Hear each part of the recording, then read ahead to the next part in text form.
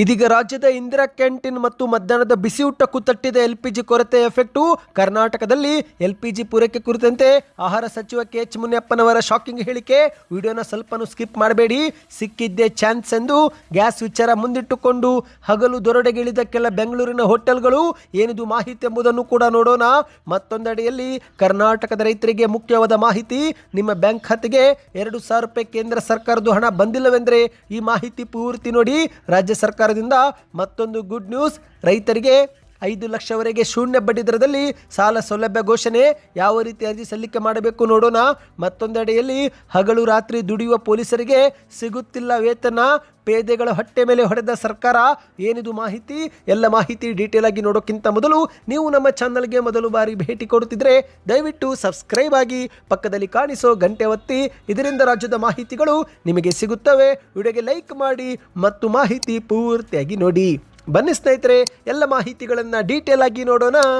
ಇದೀಗ ರಾಜ್ಯದ ಸಿಲಿಂಡರ್ ಕೊರತೆಯು ಇಂದಿರಾ ಕ್ಯಾಂಟೀನ್ ಮತ್ತು ಶಾಲೆಯ ಮಧ್ಯಾಹ್ನದ ಬಿಸಿಯೂಟಕ್ಕೂ ಮುಟ್ಟಿದೆ. ಹೌದು ಸ್ನೇಹಿತರೆ, ಮಧ್ಯಪ್ರಾಚ್ಯ ಯುದ್ಧದಿಂದ ಎದುರಾಗಿರುವಂತಹ ಗ್ಯಾಸ್ ಸಿಲಿಂಡರ್ ಅಲಭ್ಯತೆ ಈಗ ಇಂದಿರಾ ಕ್ಯಾಂಟೀನ್ ಸೇರಿ ಮಕ್ಕಳ ಬಿಸಿಯೂಟ ಯೋಜನೆ ಮೇಲೂ ಕೂಡ ಪರಿಣಾಮ ಬೀರ್ತಾ ಇದೆ. ಹೌದು, ಆಮದು ಮತ್ತು ರಫ್ತು ವ್ಯವಹಾರದಲ್ಲಿ ವ್ಯತ್ಯಯ ಉಂಟಾಗಿದ್ದು ಈ ಮೂಲಕ ಇಂಧನ ಹಾಗೂ ಅನಿಲ ಸರಬರಾಜಿನಲ್ಲಿ ಸಮಸ್ಯೆ ಶುರುವಾಗಿದೆ. ಈಗಾಗಲೇ ಮಾಹಿತಿ ಪ್ರಕಾರ ವಾಣಿಜ್ಯ ಬಳಕೆ ಗ್ಯಾಸ್ ಸಿಲಿಂಡರ್ ಪೂರೈಕೆಯಲ್ಲಿ ದೊಡ್ಡ ಮಟ್ಟದಲ್ಲಿ ವ್ಯತ್ಯಯ ಉಂಟಾಗಿದ್ದು ಬೆಂಗಳೂರಲ್ಲಿ 30% ಹೋಟೆಲ್ಗಳು ಬಂದ್ ಮಾಡಲಾಗಿದೆ. ಹೌದು, ಬೆಂಗಳೂರು ನಗರದ ಹಲವು ಹೋಟೆಲ್ಗಳಿಗೆ ಕಳೆದ 2-3 ದಿನಗಳಿಂದ ವಾಣಿಜ್ಯ ಗ್ಯಾಸು ಸರಿಯಾದ ಪ್ರಮಾಣದಲ್ಲಿ ಪೂರೈಕೆ ಆಗುತ್ತಿಲ್ಲ ಎಂದು ಮಾಹಿತಿ ವರದಿಯಾಗಿದೆ.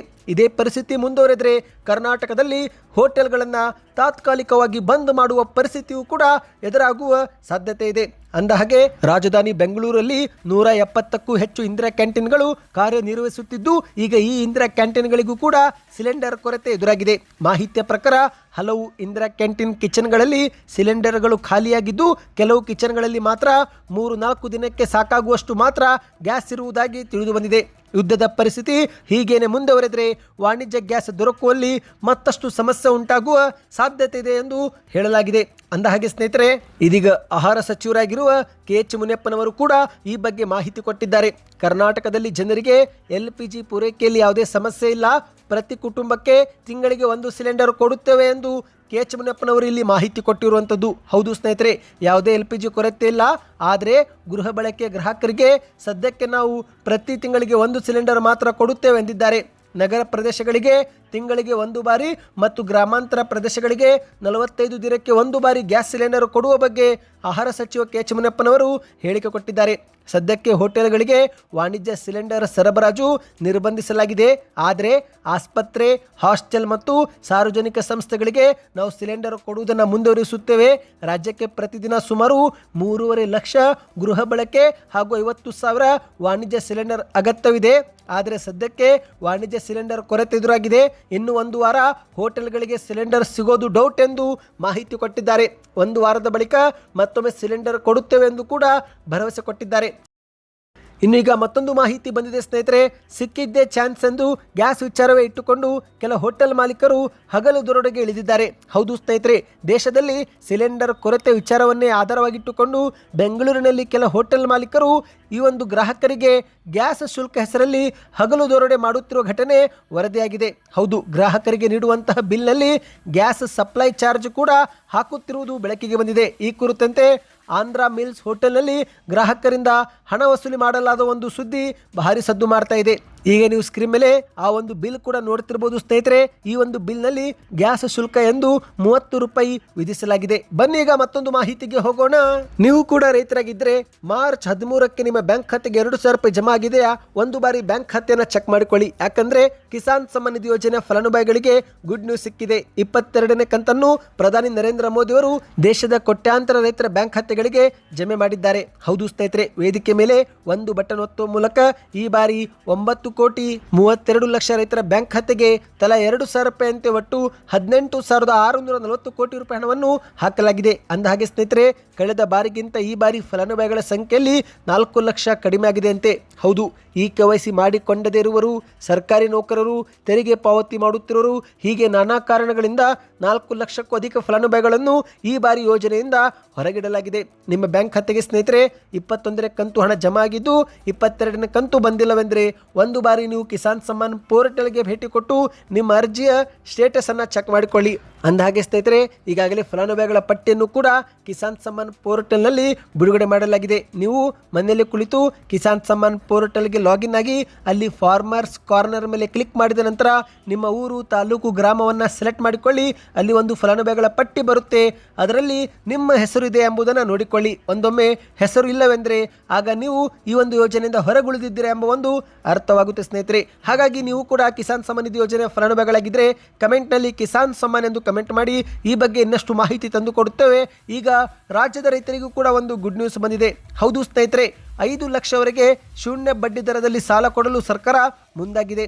ರಾಜ್ಯದ ಬೆನ್ನೆಲುಬಾದ ರೈತರ ಆರ್ಥಿಕ ಸಬಲೀಕರಣಕ್ಕಾಗಿ ಕರ್ನಾಟಕ ಸರ್ಕಾರ ಮಹತ್ವದ ಹೆಜ್ಜೆ ಇಟ್ಟಿದೆ ಸ್ನೇಹಿತರೆ.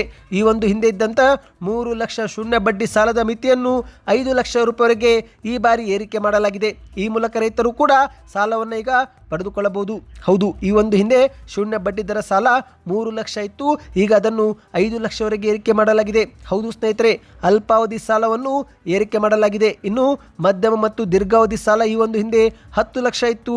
ಈಗ ಅದನ್ನು 15 ಲಕ್ಷವರೆಗೆ ಏರಿಕೆ ಮಾಡಲಾಗಿದೆ. ಅಂದರೆ 3% ಬಡ್ಡಿ ದರದಲ್ಲಿ ಈ ಒಂದು ಹಿಂದೆ 10 ಲಕ್ಷ ಮಾತ್ರ ಸಾಲ ಸಿಗ್ತಾ ಇತ್ತು. ಈಗ 15 ಲಕ್ಷವರೆಗೆ ಸಾಲ ಸಿಗುತ್ತೆ. ಇನ್ನು ಯಾವ ರೈತರಿಗೆ ಈ ಒಂದು ಸಾಲ ಸಿಗುತ್ತೆ ಅಂದರೆ ಕೇವಲ ಬೆಳೆ ಬೆಳೆಯಲು ಮಾತ್ರವಲ್ಲದೆ ಕೃಷಿ ಸಂಬಂಧಿತ ಇರುವ ಚಟುವಟಿಕೆಗಳಿಗೆ ಸಾಲ ಪಡೆದುಕೊಳ್ಳಬಹುದು. ಅಂದರೆ ಸ್ನೇಹಿತರೆ, ಲಘು ನೀರಾವರಿ, ಭೂ ಅಭಿವೃದ್ಧಿ ಮತ್ತು ಕೃಷಿ ಯಾಂತ್ರೀಕರಣ ಸೇರಿದಂತೆ ಕೃಷಿ ಚಟುವಟಿಕೆಗೆ ನೀವು ಸಾಲವನ್ನು ಇಲ್ಲಿ ಪಡೆದುಕೊಳ್ಳಬಹುದಾಗಿದೆ. ಇನ್ನು ಅದೇ ರೀತಿ ತೋಟಗಾರಿಕೆ ರೈತರಾಗಿದ್ದರೆ ಪ್ಲಾಂಟೇಶನ್ ಅಥವಾ ಸಾವಯವ ಕೃಷಿ ಅಭಿವೃದ್ಧಿಗೂ ಕೂಡ ಸಾಲವನ್ನು ಇಲ್ಲಿ ನೀವು ಮಾಡಬಹುದು. ಪಶುಸಂಗೋಪನೆ, ಹೈನುಗಾರಿಕೆ, ಮೀನುಗಾರಿಕೆ, ರೇಷ್ಮೆ ಕೃಷಿ ಹಾಗೂ ಜೇನು ಸಾಕಾಣಿಕೆಗೂ ಕೂಡ ಸಾಲ ಸಿಗುತ್ತೆ. ಇನ್ನು ಸಾಲ ಪಡೆದುಕೊಳ್ಳಲು ಅರ್ಜಿದಾರರು ಸ್ಥಳೀಯ ಪ್ರಾಥಮಿಕ ಕೃಷಿ ಪತ್ತಿನ ಸಹಕಾರ ಸಂಘ ಅಥವಾ DCC ಬ್ಯಾಂಕ್ನಲ್ಲಿ ಸದಸ್ಯತ್ವ ಹೊಂದಿರಬೇಕು ಮತ್ತು ರೈತರು ವಾಸವಿರುವ ವ್ಯಾಪ್ತಿಯಲ್ಲಿ ಮಾತ್ರ ಸಾಲವನ್ನು ಪಡೆಯಲು ಅರ್ಹರಾಗಿರುತ್ತಾರೆ. ಅಂದರೆ ಸ್ನೇಹಿತರೆ, ನೀವು ಬೇರೆ ಊರಿಗೆ ಹೋಗಿ ಬೇರೆ ತಾಲೂಕಿಗೆ ಹೋಗಿ ಅರ್ಜಿ ಸಲ್ಲಿಕೆ ಮಾಡಿದರೆ ಆಗೋದಿಲ್ಲ. ಆಧಾರ್ ಕಾರ್ಡ್ನಲ್ಲಿ ಯಾವ ಒಂದು ವಿಳಾಸವಿರುತ್ತೋ ಅದೇ ವಾಸಸ್ಥಳದ ಹತ್ತಿರದ ಕೃಷಿ ಪತ್ತಿನ ಸಹಕಾರ ಸಂಘ ಅಥವಾ DCC ಬ್ಯಾಂಕ್ನಲ್ಲಿ ಸಾಲವನ್ನು ಪಡೆದುಕೊಳ್ಳಬಹುದು. ಈ ಬಗ್ಗೆ ಇನ್ನಷ್ಟು ಮಾಹಿತಿ ಬೇಕೆಂದರೆ ಕಮೆಂಟ್ನಲ್ಲಿ ಸಾಲ ಸೌಲಭ್ಯ ಎಂದು ಕಮೆಂಟ್ ಮಾಡಿ ಸ್ನೇಹಿತರೆ. ಶೀಘ್ರವೇ ಮತ್ತೊಂದು ವಿಡಿಯೋ ಮಾಡಿಕೊಂಡು ಬರುತ್ತೇವೆ. ಬನ್ನಿ ಈಗ ಕೊನೆಯ ಮಾಹಿತಿಗೆ ಹೋಗೋಣ. ಹಗಲು ರಾತ್ರಿ ಎನ್ನದೇ ದುಡಿಯುವ ಪೊಲೀಸರಿಗೆ ವೇತನ ಸಿಗುತ್ತಿಲ್ಲ ಎಂಬ ಕುರಿತಂತೆ ಶಾಕಿಂಗ್ ಮಾಹಿತಿ ಬೆಳಕಿಗೆ ಬಂದಿದೆ. ಹೌದು, ಕಳೆದ ಫೆಬ್ರವರಿ ತಿಂಗಳ ವೇತನ ಇನ್ನೂ ಕೂಡ ಪಾವತಿಯಾಗದ ಹಿನ್ನೆಲೆಯಲ್ಲಿ ಪೊಲೀಸ್ ಸಿಬ್ಬಂದಿಗಳು ಪರದಾಟ ಅನುಭವಿಸುತ್ತಿದ್ದಾರೆ. ತಿಂಗಳ ಆರಂಭದಲ್ಲಿನೇ ಜಮೆ ಆಗುತ್ತಿದ್ದಂಥ ವೇತನ ಇದುವರೆಗೆ ಜಮೆ ಆಗಿಲ್ಲ. ಹೀಗಾಗಿ ಕರ್ನಾಟಕದ ಸಾವಿರಾರು ಮಂದಿ ಪೊಲೀಸ್ ಸಿಬ್ಬಂದಿ ಆರ್ಥಿಕ ಸಂಕಷ್ಟಕ್ಕೆ ಸಿಲುಕಿಹಾಕಿಕೊಂಡಿದ್ದಾರೆ ಎಂದು ಮಾಧ್ಯಮದಲ್ಲಿ ವರದಿಯಾಗಿದೆ. ಹೌದು, ಕಳೆದ ಕೆಲವು ತಿಂಗಳಿನಿಂದ ರಾಜ್ಯದ ವಿವಿಧ ಜಿಲ್ಲೆಗಳಲ್ಲಿ ಪೊಲೀಸ್ ಸಿಬ್ಬಂದಿಗಳಿಗೆ ಮೊದಲ ವಾರದಲ್ಲಿನೇ ಸಿಗಬೇಕಾಗಿದ್ದಂಥ ತಿಂಗಳ ವೇತನ ಮಾರ್ಚ್ ತಿಂಗಳು ಮುಗಿಯುತ್ತಾ ಬಂದರೂ ಕೂಡ ಇದುವರೆಗೆ ಜಮೆ ಆಗಿಲ್ಲವಂತೆ. ಹೌದು, ಫೆಬ್ರವರಿ ತಿಂಗಳ ಸಂಬಳ ಇದುವರೆಗೆ ಜಮೆ ಆಗಿಲ್ಲ. ಈ ಮೂಲಕ ಕೆಳ ಹಂತದ ಸಿಬ್ಬಂದಿ ತಮ್ಮ ಸಂಸಾರ ನಿರ್ವಹಣೆ, ಮಕ್ಕಳ ಶಾಲಾ ಫೀಸು ಮತ್ತು ಬ್ಯಾಂಕಿನ EMI ಪಾವತಿಸಲು ಪರದಾಡುವಂತಾಗಿದೆ. ಇನ್ನು ಸಂಬಳ ವಿಳಂಬಕ್ಕೆ ಪ್ರಮುಖ ಕಾರಣ HRMS ತಾಂತ್ರಿಕ ದೋಷ ಎಂದು ಹೇಳಲಾಗ್ತಾ ಇದೆ. ಹೌದು, ಸರ್ಕಾರಿ ನೌಕರರ ವೇತನ ಪ್ರಕ್ರಿಯೆ ನಡೆಯುವ ಸಾಫ್ಟ್ವೇರ್ನಲ್ಲಿನೇ ಉಂಟಾಗಿರುವ ತಾಂತ್ರಿಕ ಸಮಸ್ಯೆಯಿಂದ ವೇತನ ಬಿಡುಗಡೆ ವಿಳಂಬವಾಗಿದೆ ಎಂದು ಹೇಳಲಾಗ್ತಾ ಇದೆ. ಅಂದಹಾಗೆ ಸ್ನೇಹಿತರೆ, ಗ್ಯಾರಂಟಿ ಯೋಜನೆಗಳ ಅನುಷ್ಠಾನದ ನಡುವೆಯೂ ಕೂಡ ಇತರೆ ಇಲಾಖೆಗಳಿಗೆ ಹಣ ಬಿಡುಗಡೆ ಮಾಡುವಲ್ಲಿಯೂ ಕೂಡ ಸರ್ಕಾರ ಆದ್ಯತೆ ಬದಲಿಸಿದ್ದು, ಹಾಗಾಗಿಯೂ ಕೂಡ ಇದು ಒಂದು ಕಾರಣ ಎಂದು ವಿರೋಧ ಪಕ್ಷಗಳು ಟೀಕೆ ಮಾಡುತ್ತಿವೆ. ಒಟ್ಟಿನಲ್ಲಿ ಸಂಬಳ ತಡವಾದಾಗ ಸಿಬ್ಬಂದಿ ಅನಿವಾರ್ಯವಾಗಿ ಬೇರೆ ಕಡೆಗೆ ಸಾಲ ಅಥವಾ ಹೆಚ್ಚಿನ ಬಡ್ಡಿಗೆ ಹಣ ಪಡೆಯುವ ಪರಿಸ್ಥಿತಿ ನಿರ್ಮಾಣವಾಗಿದ್ದು, ಇದರಿಂದ ಕುಟುಂಬ ನಿರ್ವಹಣೆ ಪೊಲೀಸ್ ಪೇದೆಗಳಿಗೆ ಇನ್ನಷ್ಟು ಕಷ್ಟವಾಗಿದೆ. ಪ್ರಾಮಾಣಿಕವಾಗಿ ಕೆಲಸ ಮಾಡುವ ಸಿಬ್ಬಂದಿ ಮಾನಸಿಕ ಒತ್ತಡಕ್ಕೆ ಒಳಗಾಗುತ್ತಿದ್ದಾರೆ ಎಂದು ಹೇಳಲಾಗಿದೆ. ಸದ್ಯಕ್ಕೆಷ್ಟೇ ಸ್ನೇಹಿತರೆ, ಈ ಮಾಹಿತಿಗಳು ಇಷ್ಟವಾಗಿದ್ದರೆ ಚಾನಲ್ಗೆ ಸಬ್ಸ್ಕ್ರೈಬ್ ಮಾಡಿಕೊಳ್ಳಿ. ನಿಮ್ಮ ಅನಿಸಿಕೆಗಳನ್ನು ದಯವಿಟ್ಟು ಕಮೆಂಟ್ ಮಾಡಿ.